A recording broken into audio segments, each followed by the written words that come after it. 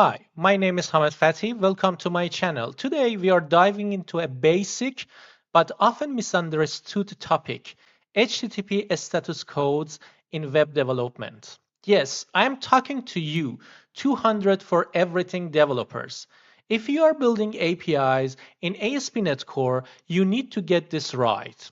HTTP status codes are not just numbers, they are signals. They answer, did the request succeed? Was it the client's fault or server's? Let's talk about these numbers. From 100 to 199, it's about informational codes.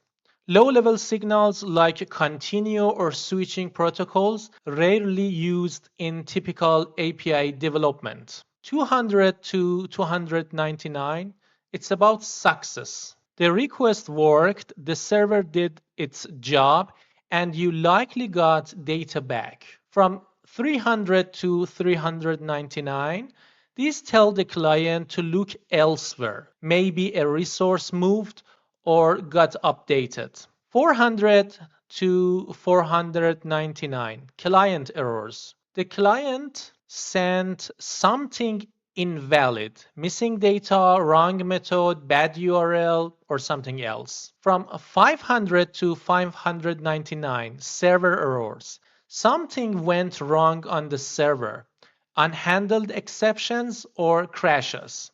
Now, let's build a simple controller and see how to return the right status code in each case. Let's get started. Let me show you what I have in models first. I have a user model annotated with some data validations. In here, email is required, first name, last name is required, age should be in a range. This specific property is active. We are looking for a kind of a soft delete.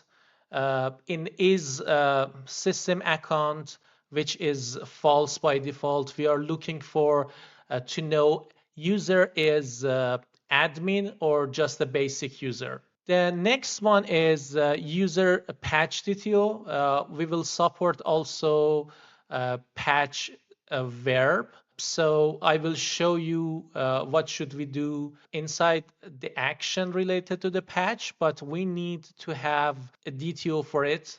Definitely something related to the times or, for example, ID as a property shouldn't be here. So some special and essential properties are here just for patching. API response here is made for returning a unified version of result.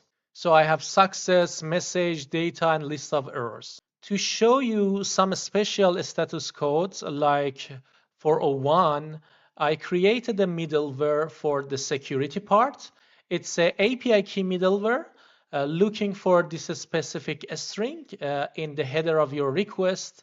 If it's not available, you will see 401 unauthorized. This is exactly the same when you are using the different ways of authentication like JWT, bearer tokens, and the other ways. So it's all about authorization and unauthorized status code. I will show you some examples related to this topic. The next thing is iUser service, an interface for creating a user, fetching some data, patch it, delete it, check user or email exists or not. And in user service, I implemented that service, but it's completely in memory. There is a list of users here.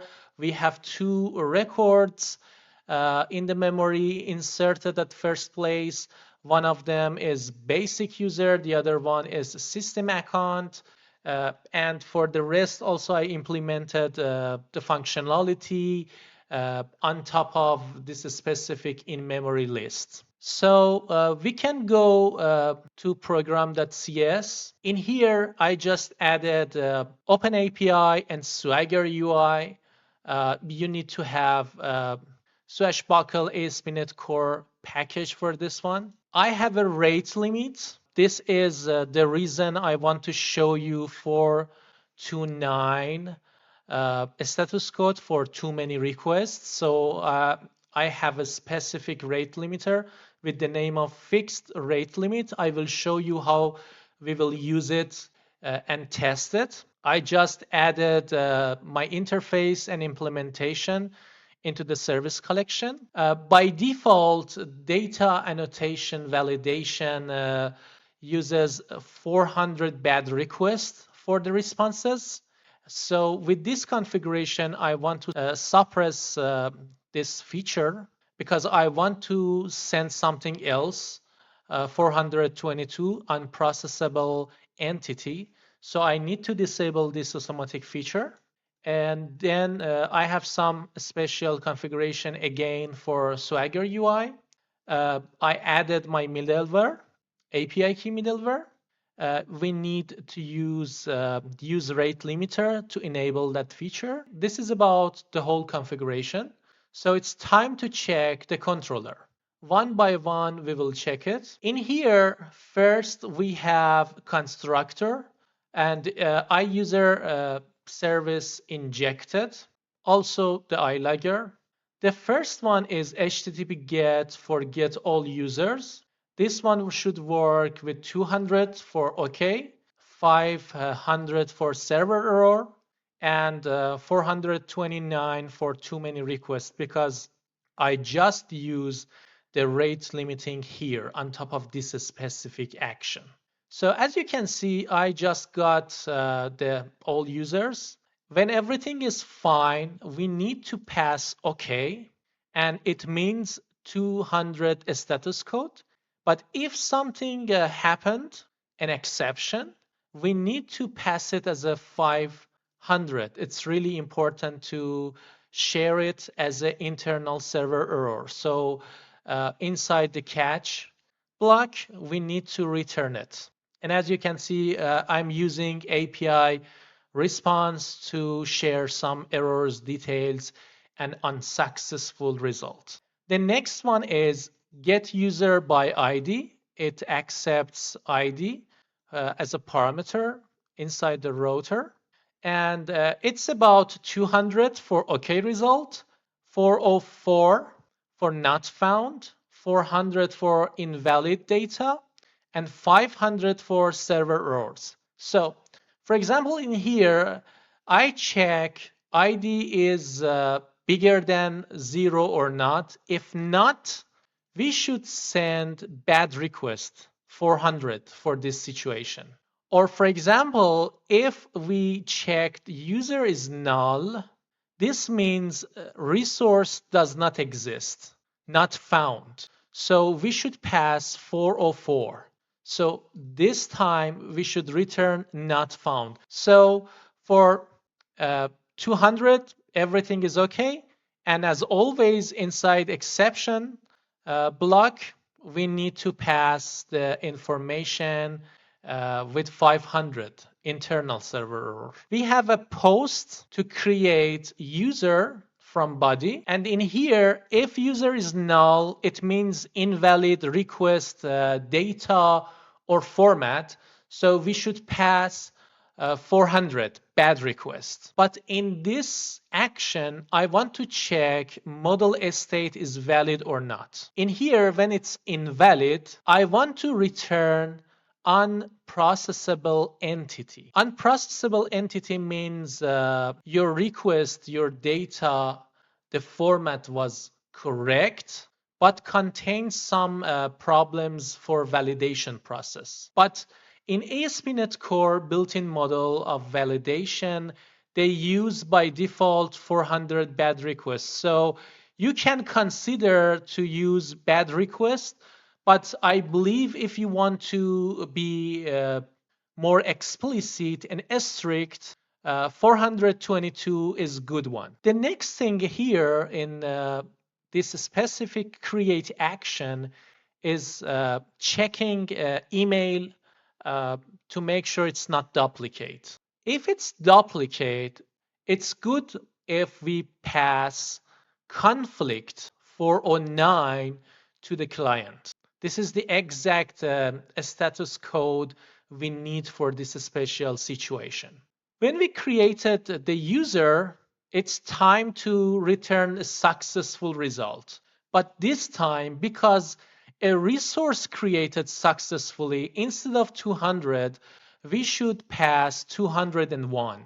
Okay? And create at action is a specific things you should call and pass the action name, route values, and the object you want to pass to the client, which is API response. As always, 500 for any kind of exception. The next one is HTTP puts for updating user. So in here also checking ID should be more than 0. If it's not, 400 bad request is good one. If user is null, again 400 bad request is an option. For validation, as I said, you can choose between 422 or 400, which is a default ASP.NET Core status code. In this specific use case, we check user exists or not. When a resource does not exist, 404 not found is the best status code to return. So you can use not found here. And if email exists, conflict will be the case. And whenever everything goes well, just 200 OK, and 500 for exceptions. Patch here can be helpful if you want to just partially update a user resource. So in here, again, we are checking ID and patch DTO. If something is wrong, the best one is bad request, 400. Validation, 422. Resource does not exist, 404. Duplicate email, 409. And when there is nothing to patch, for example, is empty patch is true, which is for example, email, first name, last name are empty or null. So there is nothing to patch. At this specific use case, request succeeded, but no content to return. So we should pass 204 no content instead of 200. Next one is if something happened and you patched the user model, so it should be 200 OK because we are sending back something. It's not like this one with no content. And the last one is delete. Delete also has some specific check, ID more than 0. So if it's not, 400 bad request. User should exist. If it's not, 404 not found. We also check something special in this action method. I want to check this specific user has system account or not. If yes, he or she can delete.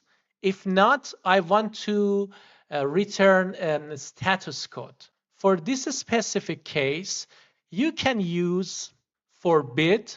It's 403 status code, or you can just call a status code and pass the number you want with the object with extra information. So this forbidden status code can be used for similar use cases. Whenever you delete the user, you have nothing to return to the client, but the status is succeed. So this is the use case of 204 no content. So for delete, we need to pass no content. And as always, if something happened as an exception, we should return the data as 500. Now it's time to test them. Here I have lots of HTTP requests. Let's start with this one. I send for getting all users. As you can see, it's 200 OK. So let me test the rate limiter. So let me call it multiple time. Yes, as you can see now, rate limit returns 429. I called this endpoint a lot, too many requests. The next one is get user by ID. The correct one, I got 200. But for example, for the next try, I will pass ID as 0. So bad request, 400. I don't want to send X API key for the security. So I will get 401 unauthorized. Whenever user does not exist, we should see 404 not found. For the post, for example, we need to create a user. And when I did it, I got 201 created because a new resource just created. Okay. And if you pass null in the body, it's a bad request. Something wrong happened in the client side. If I pass nothing to the post API users for creating a user, as you can see, the system looking for application/JSON, and there is nothing there. So I get 415, 415 for unsupported media type, because I should pass JSON for the body. Body has nothing, and that's the problem. I got this specific status code. So next one is conflict. When I send a duplicate email, yes, 409. I want to pass nothing for the email, first name, last name, and age. So missing required fields. So it will be 422. This is what I added in my code. As I said, the default for same situation is 400, and you can change it by configuration. The other one is sending a specific content type as a text/plain, and we will get 415 unsupported media type, because here the API needs application/JSON for the content type. For the put request, I can get 200. By putting a negative number, I will get 400. Bad request. When user does not exist, 404 not found. When a conflict happened, duplicate email, 409. For the error in validation, for example, invalid email, 422. And also same for the patch. But in here, I want to send something which is not really patchable. So I should get 204 no content, which is correct. Same for the others. And also for the delete, if I delete this specific user, which is system account true, I should get 204 no content. It was successful, but nothing to return to the client. And if I want to delete a user with ID 1, if you remember, is system account is false for this one. So this should be forbidden, because I don't have enough grant for this one. So 403 forbidden is the status, the right status for this situation. And when a user does not exist, I will get 404. That's it. If you found this video helpful, please hit the like button, subscribe for more coding tutorials, and leave a comment if you would like to see more. Thanks for watching. I will see you next time. Take care and goodbye.